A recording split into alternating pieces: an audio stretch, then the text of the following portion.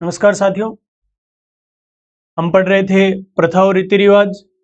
उसमें हमने पढ़े थे जन्म के रीति रिवाज, कुछ कुप्रथाएं थी, उसके बाद में विवाह संबंधी रीति रिवाज, और विवाह के बाद में आज अपन पढ़ेंगे कि आपको पता है, सुने होगा कि विवाह बाद में क्या की जिंदगी है। तो विवाह के बाद में मृत्यु से संबंधित जो भी रीति रिवाज हैं वो पढ़ेंगे। तो आज हैं अपने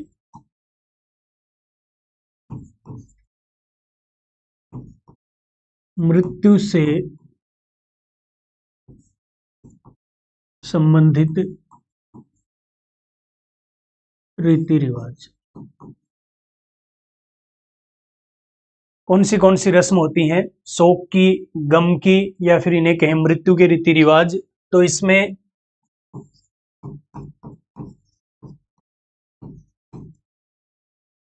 बैकुंठी, भदर,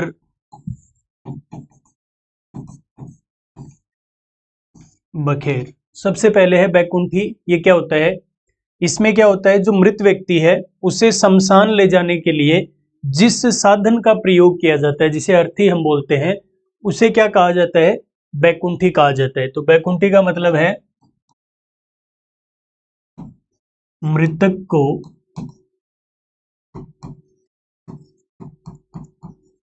शमशान ले जाने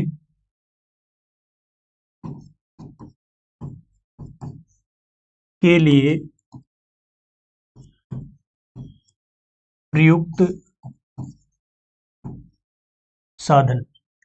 जिस साधन से, यानी जिस सहारे से उसे शमशान ले जाया जाता है, उसे कहा जाता है बैकुंठी। भदर का मतलब होता है जो मृत व्यक्ति है उसके जो आश्रित होते हैं, उसके जो सगे संबंधी, उसके पुत्र हैं, वो होते हैं, वो क्या करते हैं, उसकी मृत्यु पर अपने सिर के जो बाल हैं वो कटवाते हैं, और इस क्रिया को क्या कहा जाता है? इसे भदर कहा जाता है। तो भदर से मतलब है मृतक के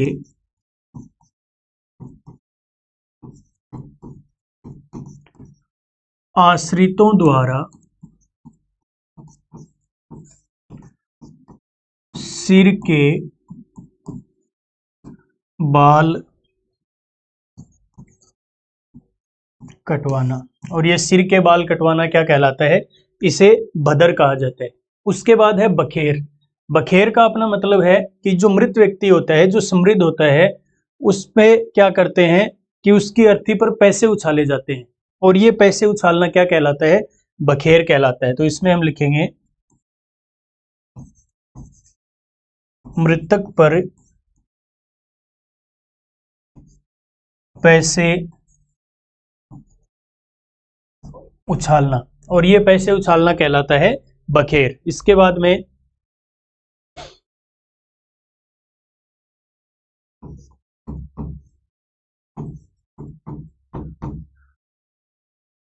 पानीवाड़ा,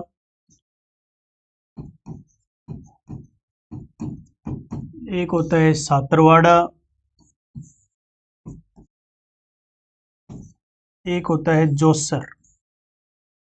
पानीवाड़ा से क्या मतलब है कि जैसे किसी व्यक्ति की मृत्यु विदेश में हो गई और उसका जो शव है वो नहीं पहुंच पाता है, तो उस व्यक्ति के जो सगे संबंधी हैं वो क्या करते हैं, गांव के किसी निकटवर्ती तालाब पर जाते हैं, वहां जाकर स्नान करते हैं, और ये स्नान करना क्या कहलाता है?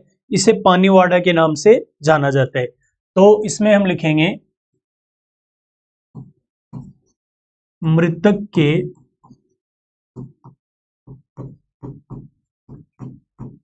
आश्रितों द्वारा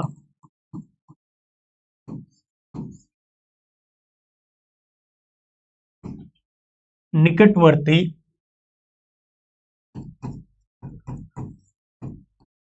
तालाब पर जाकर स्नान करना। मृतक के जो आश्रित हैं वो गांव के किसी निकटवर्ती तालाब पर जाते हैं, वहां जाकर स्नान करते हैं, और ये स्नान करने की जो क्रिया है, इसे कौन सा संस्कार या फिर कौन सा रिवाज कहा जाता है? तो ये है पानीवाड़ा। पानीवाड़ा के बाद में है सातरवाड़ा। इसका मतलब होता है सांत्वना देना। क्या होता है कि जब अंतिम संस्कार पूरा हो जाता है तो वो व्यक्ति सभी घर आते हैं, आकर जिनके यहाँ ये घटना हुई है, जिस घर का जो सदस्य गया है उसके सदस्यों को सांत्वना देते हैं कि ऐसा हो गया, वो हो गया। और ये क्या कहलाता है? ये सात्रवाड़ा कहलाता है। इसमें हम लिखेंगे मृतक के आश्रितों को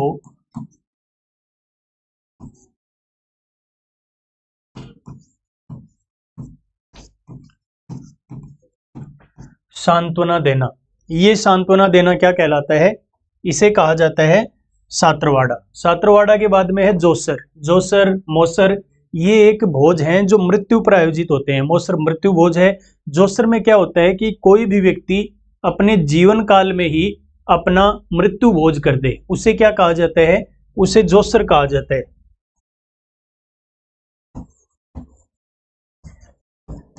जीवन काल में किया गया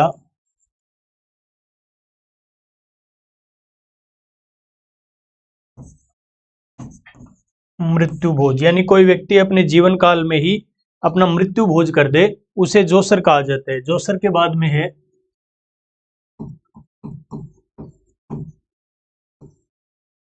मौसर। मौसर का मतलब होता है कि मृत्यु के बाद, मृत्यु के 11वें या 12वें दिन मृतक के जो आश्रित हैं, उसके पुत्र हैं, वो एक भोज का आयोजन करते हैं और उस भोज को क्या कहा जाता है? मौसर कहा जाता है। ये कुप्रथा है, इस पर अधिकांश जगह और राज्य सरकार के द्वारा भी इस पर रोक लगा दी गई है। तो मौसर से अपना मतलब है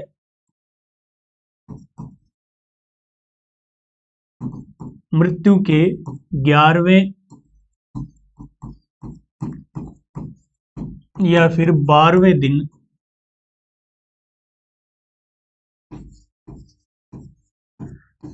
किया गया भोज। मृत्यु के 11वें या 12वें दिन का भोज मौसर कहलाता है। जीवन काल में जो मृत्यु भोज किया जाता है उसे जोसर के नाम से जाना जाता है। अब कुछ आदिवासी लोग हैं, यानी जो आदिवासी क्षेत्र हैं, ये जो आदिवासी हैं ये जो मृत्यु भोज करते हैं, जैसे भील, मेणा, इस भील और मेणा जनजाति में मृत्यु भोज को कहा जाता है काटा। तो हम लिखेंगे आदिवासियों में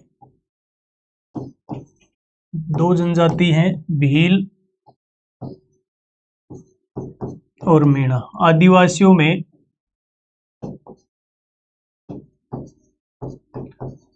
मृत्यु भोज को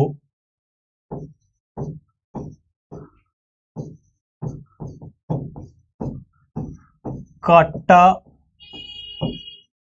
कहा जाता है। जो आदिवासी लोग, आदिवासी समाज हैं, भील और मेणा जनजाति हैं, इनमें जो मृत्यु भोज होता है उसे काटा के नाम से जाना जाता है। यही आदिवासी लोग एक विशेष प्रकार का मृत्यु भोज आयोजित करते हैं, जिसमें वो भोजन बनाते हैं, एक तो दलिया और दूसरा मांस। इन दोनों का जो भोज बनाया जाता है, इस प्रकार के मृत्यु भोज को कहा जाता है कांदिया। तो हम लिखेंगे आदिवासियों का मृत्यु भोज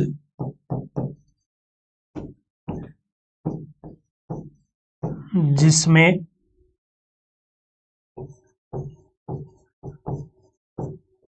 दलिया व मांस बनाया जाता है, उसे कांदिया ऑब्लिक मेक या फिर में है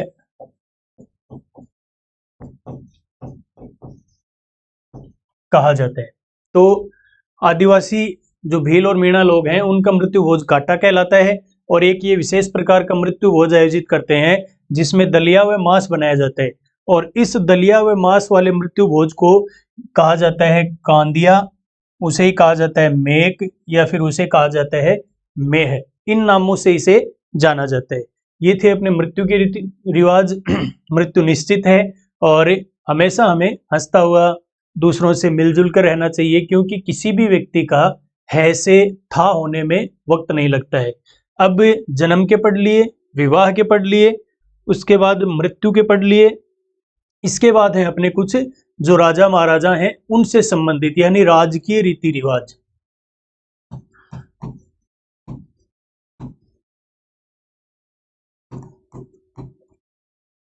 राजकीय रीति रिवाज, इसमें कुछ जैसे ताजीम,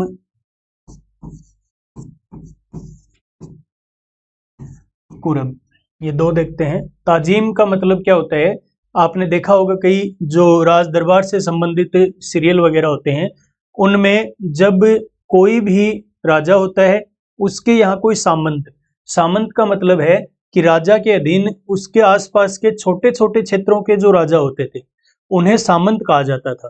तो इस अधिकार के तहत क्या होता था, ताजीम के तहत राजा के यहाँ जब भी कोई सामंत आता तो राजा उसके आने पर खड़ा होता और उसके वापस जाने पर भी खड़ा होता, यानी उसे दरबार में आने पर खड़ा होकर सम्मान देता था और उस सम्मान को क्या कहा जाता था, ताजीम कहा जाता था। इसमें लिखेंगे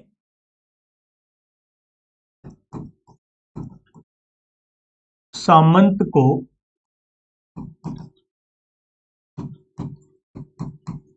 दरबार में आने पर राजा द्वारा खड़ा होकर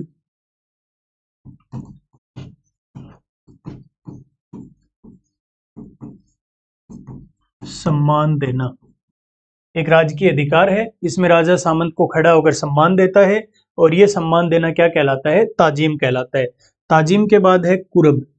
जब आप अपने किसी भी मित्र से मिलते हो तो उससे हाथ मिलाते हो, हाथ मिलाकर आप यहाँ हाथ रखते हो, इसका मतलब ये होता है कि आपका स्थान मेरे हृदय में है। यही राजाओं द्वारा किया जाता। जब सामंत दरबार में आता तो राजा क्या करता, अपने दोनों हाथ उसके कंधों पर रख देता, फिर एक हाथ अपनी छाती पर रखता कि आपका स्थान मेरे हृदय में है, और इसका मतलब क्या होता था, कुरब होता था। तो इसमें लिखेंगे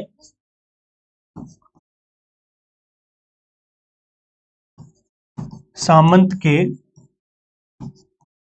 आने पर राजा द्वारा उसके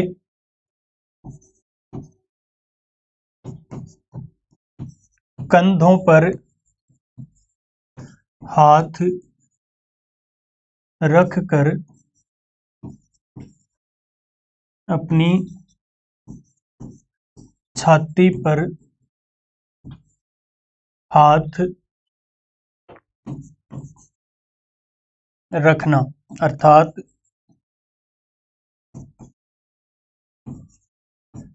आपका स्थान मेरे हृदय में है। और इस क्रिया को क्या कहा जाता था, इसे कुरब कहा जाता था। खड़ा होकर सम्मान देता था राजा, उसे ताजीम कहा जाता था, और उसके कंधों पर हाथ रख के अपनी छाती पर हाथ रखना यानी आपका स्थान मेरे हृदय में है, उसे कहा जाता था कुरब। फिर है ग्रास मिसल रियान। ग्रास का मतलब होता है कि इसमें कुछ लोग ऐसे होते थे जो आजीवन राजा की ही सेवा करते थे, उसके ही घर परिवार के सदस्यों की सेवा करते थे। उस सेवा के बदले राजा उन्हें एक भूमि का टुकड़ा दान में देता और उस पर किसी प्रकार का कर नहीं लिया जाता था। ये जो भूमि का टुकड़ा था इसे ग्रास कहा जाता था। तो इसमें हम लिखेंगे कि सैन्य सेवा के बदले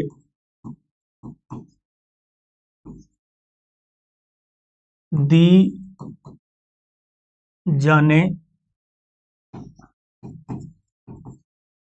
वाली भूमि, और ये भूमि क्या कहलाती थी? ग्रास कहलाती थी। मिसल आपने ऐसे सीरियल देखे होंगे जिनमें राजा बैठे हैं और उसके सामने उसके जो मंत्री हैं वो एक लाइन बनाकर बैठे हैं। ये जो राज दरबार में पंक्तिबद्ध बैठना है उसे कहा जाता है मिसल। तो इसमें हम लिखेंगे कि राज दरबार में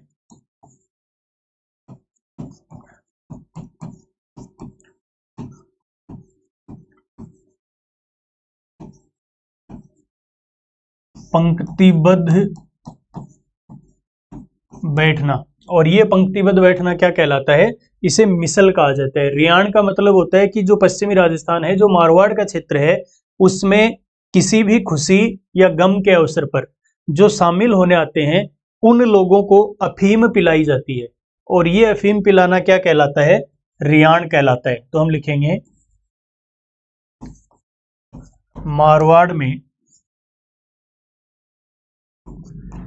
खुशी व गम के अवसर पर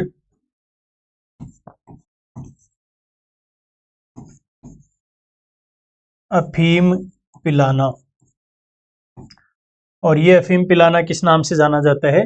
रियाण के नाम से जाना जाता है।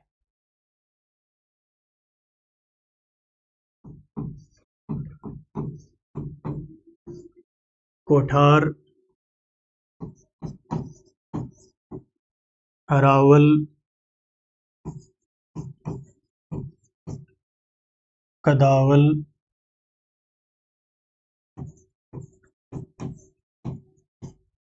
और चंदावल। कोठार से हमारा मतलब है कि जो पश्चिमी राजस्थान था, यानी वहां के जो शासक होते थे उनकी जो व्यक्तिगत आय होती थी उसे जमा करने वाला विभाग क्या कहलाता था? कोठार कहलाता था। पश्चिमी राजस्थान में भी विशेषकर जैसलमेर, जैसलमेर शासक की व्यक्तिगत आय को जमा करने वाला विभाग, और इस विभाग को क्या कहा जाता था? कोठार कहा जाता था। हरावल, कदावल और चंदावल जब युद्ध होते थे तो सेना को 3 भागों में बांट दिया जाता था। उसका अग्रभाग यानी अग्रिम पंक्ति, फिर मध्य पंक्ति और अंत में पश्च पंक्ति यानी सबसे अंत की पंक्ति, और इन्हें क्या कहा जाता था? हरावल, कदावल और चंदावल कहा जाता था। तो हरावल सबसे पहली पंक्ति यानी सेना का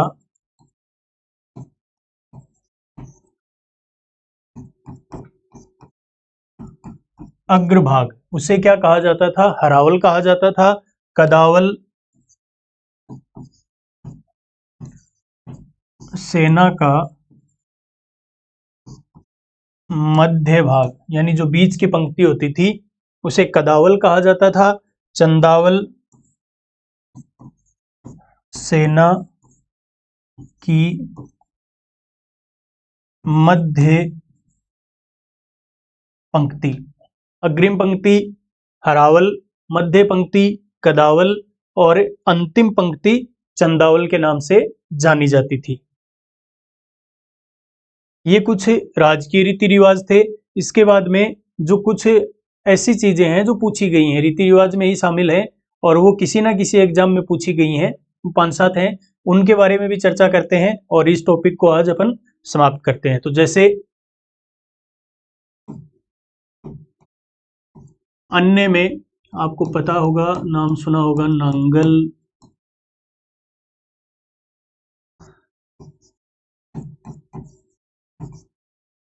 ओजू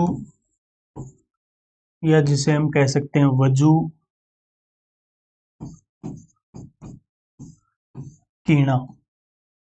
नांगल आपको पता है कि जो नया घर बनाया जाता है उसमें जो प्रथम प्रवेश होता है उसे नांगल के नाम से जाना जाता है, यानी जो गृह प्रवेश है उसे क्या कहा जाता है? उसे नांगल कहा जाता है। तो इसमें हम लिखेंगे गृह प्रवेश, और ये गृह प्रवेश क्या कहलाता है? नांगल कहलाता है। ओजू या वजू क्या होता है? जो मुस्लिम समाज के लोग हैं वो जब नमाज पढ़ते हैं उससे पहले अपने हाथ पैर धोते हैं, और ये हाथ पैर धोना क्या कहलाता है? ओजू या फिर वजू कहलाता है। तो इसमें हम लिखेंगे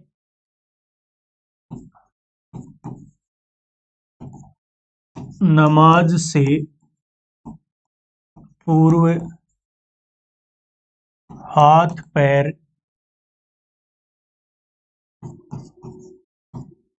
धोना, और ये क्या कहलाता है? ओजू या फिर वजू कहलाता है। कीणा, ये क्या होता था कि पहले जो ग्रामीण क्षेत्र हैं उनमें किसी भी वस्तु के बदले अनाज ही दिया जाता था, पैसे नहीं दिए जाते थे।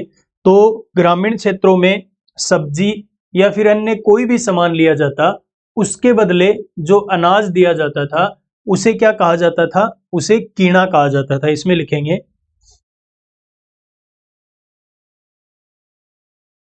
ग्रामीण क्षेत्रों में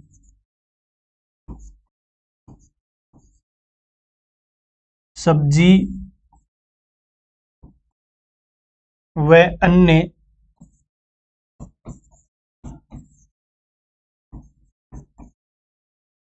सामान हेतु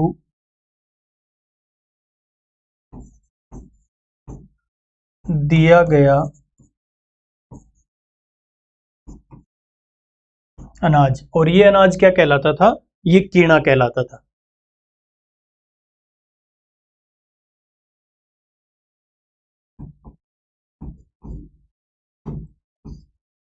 सूद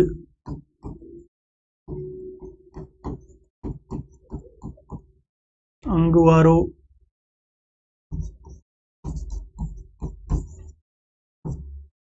सिरावण अथऊ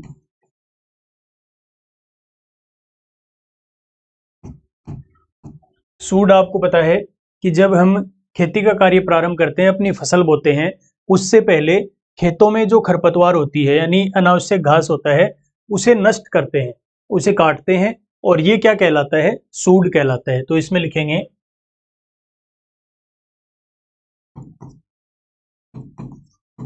बुआई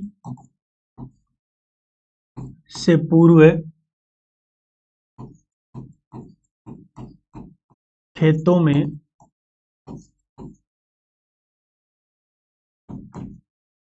खरपतवार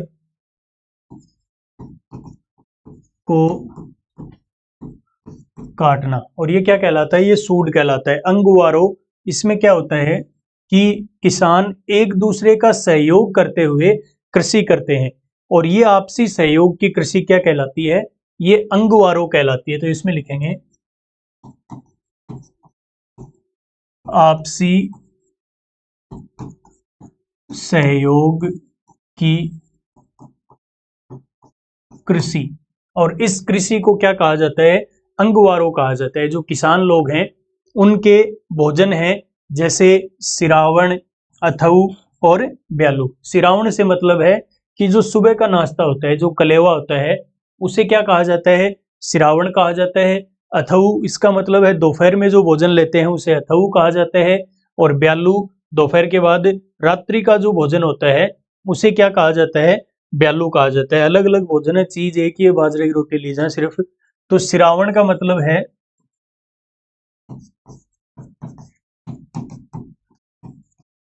किसानों का सुबह का भोजन या फिर नाश्ता, ये क्या कहलाता है? ये सिरावण कहलाता है। अथऊ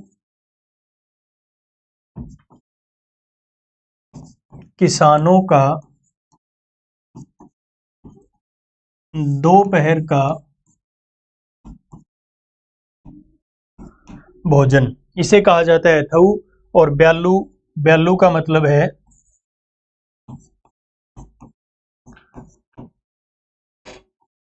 किसानों का रात्रि का भोजन। तो सुबह का जो कलेवा है, जो नाश्ता है, उसे कहा जाता है सिरावण। दोपहर का जो भोजन है किसानों का, उसे कहा जाता है अथऊ। और रात्रि का जो भोजन है उसे कहा जाता है ब्यालू। ये अपना पहला टॉपिक था राजस्थान की प्रथा और रीति रिवाज से संबंधित। धन्यवाद, नमस्कार।